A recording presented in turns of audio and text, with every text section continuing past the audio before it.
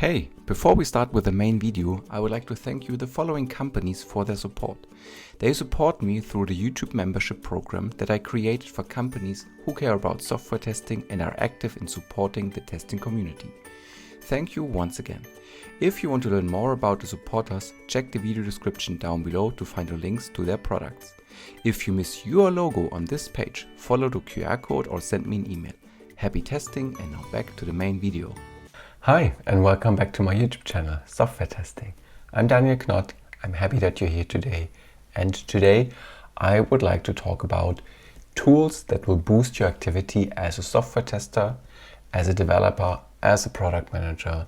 I think the tools that I'm going to show you today are helpful in any ways when you are working with digital products, digital environments.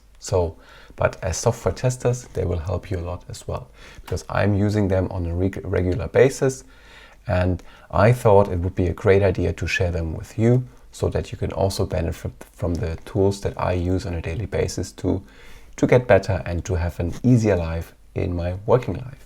So let's get started. First, the tool is Trello. So as you can see here is the webpage of Trello.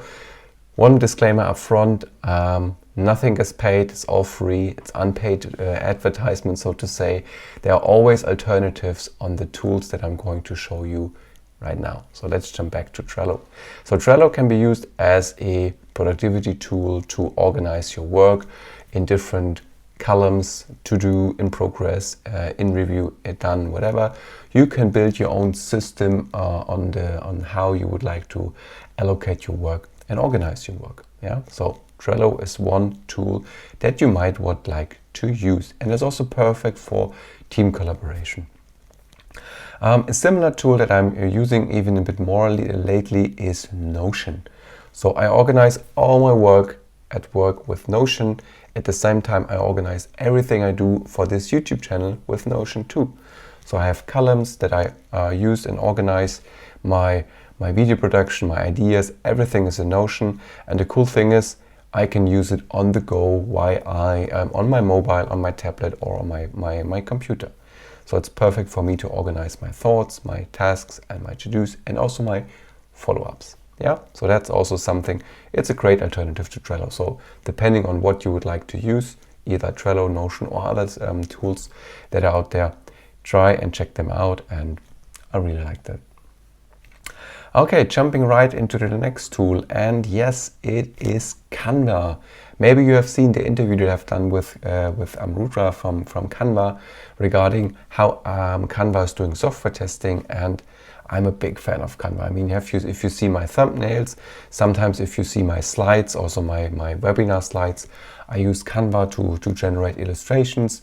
And yeah, Canva is a really great and awesome graphic tool to really do like really nice designs and graphics for your liking, yeah, for your need, for your purposes.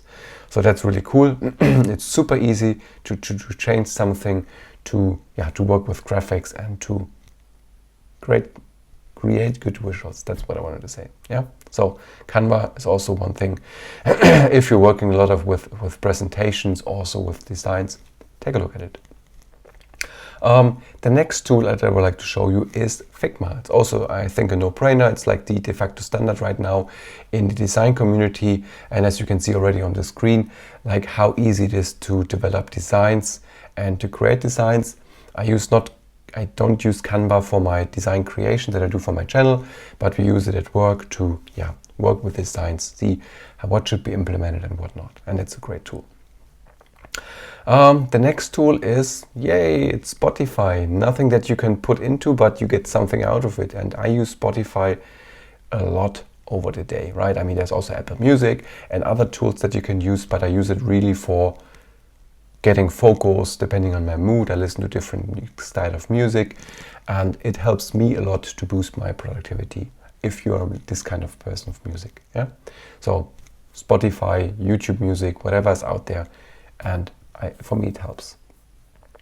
Another great tool that I would always like to recommend is an mind map tool. In that case, I brought Xmind, And Xmind offers a great way of creating mind maps, and I'm a big fan of mind maps. Also, I've done a video on my mobile testing cheat sheet, which is a huge mind map that I created over the time to showcase all the testing activities that you can do on mobile apps. And I usually also use mind maps on a daily basis, for example, to create function maps for my products that I'm going to test or develop. So this helps me a lot to structure my thoughts and to identify the next steps that I would like to do. Yeah, so great way to do mind maps. Use them. You can also use them for test planning, test activities. They're really great, a great set of tools. And there are also many alternatives out there. Yeah. Another tool that I would like to mention is Typeform, or any kind of form tool to create forms. You know, I'm heading a department. I'm usually doing some forms back here and there, just to get some feedback from my people, feedback from stakeholders, like, hi, what do you think about la la la, X, Y, Z? You can create anonymized forms, and Typeform is also a great way of doing that as well. Yeah, creating forms, getting feedback on things, on topics that you would like to hear from. Yeah. Next tool, so we're really rushing today, so to not waste your time in watching YouTube videos. Next one is Dashcam.io. I also made a video about the tool already. You can find this on my video list as well. So Dashcam is basically what the name already suggests. It's a dashcam recording things that are going to happen, but not in a car dashcam-like way, but on a computer level. So once you have installed Dashcam is basically running and screen capturing what you are doing, and it's perfect for let's say test sessions, exploratory testing, or anything that you do on a screen. You can record it, and then you have a recording of it. You can share it, you can cut it down and stuff like that, and you can really see what happened on the screen. It's perfect for, as I said, test sessions, exploratory testing, to not miss any bugs that you just found by accident maybe as well. Yeah, so take a look at Dashcam if you would like to see how this is going to work. Next one, I think, should also be a no-brainer. It's similar to Trello and Notion, or just a plain old to-do list, right? I mean, there's Todoist, there are other tools like Evernote and whatnot. Also, the tools coming with your operating system usually have to-do apps. Also on your mobile phones, there are to-do apps. But I'm a big fan of it. I mean, I use one on my tablet to do my daily task planning on Todoist, so I can just tick them off. It feels really good to tick something off. And for me, it gives me more structure even on a daily basis. Yeah. Nothing more to add. I mean, I think that's a no-brainer.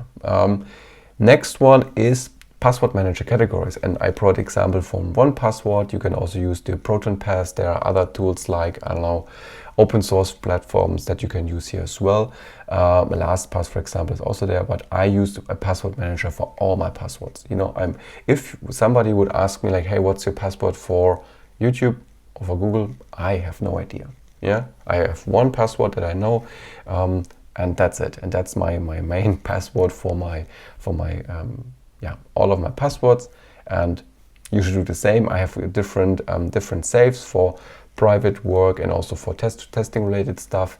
In case I have testing data, passwords or other things, I put everything in here.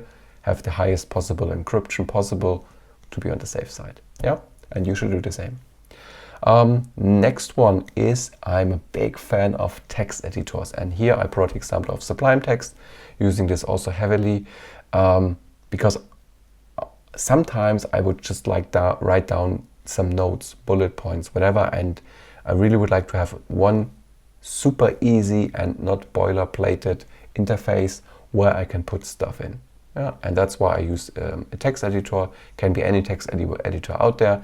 What I love on the text editors that I use, that they support Markdown, because I also like to write in Markdown to structure again some quick notes, some text that I'm preparing before sending out to stakeholders, to clients. I usually prepare the emails in a text editor, do some spell checking afterwards, and then I'm sending it out, just to be on the safe side, not to hit the send button by accident. Yeah.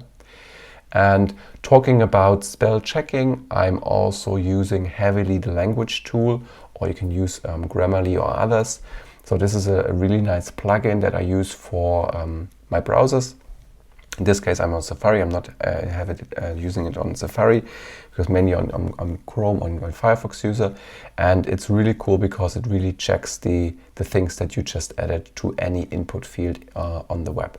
So here, as an example, we have German, we can put this one to English, and then we say hello. That's not the right word in English, or let's see it. Then you get a spell check option.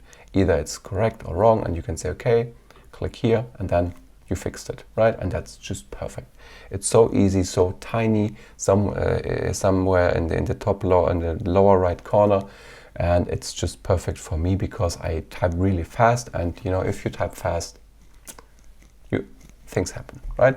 So that's why this is what I really use on a daily basis. And yeah, these were 12 tools that I'm using on a daily basis for me to boost my productivity as head of engineering, head of product quality, or as a software tester, as a YouTube creator.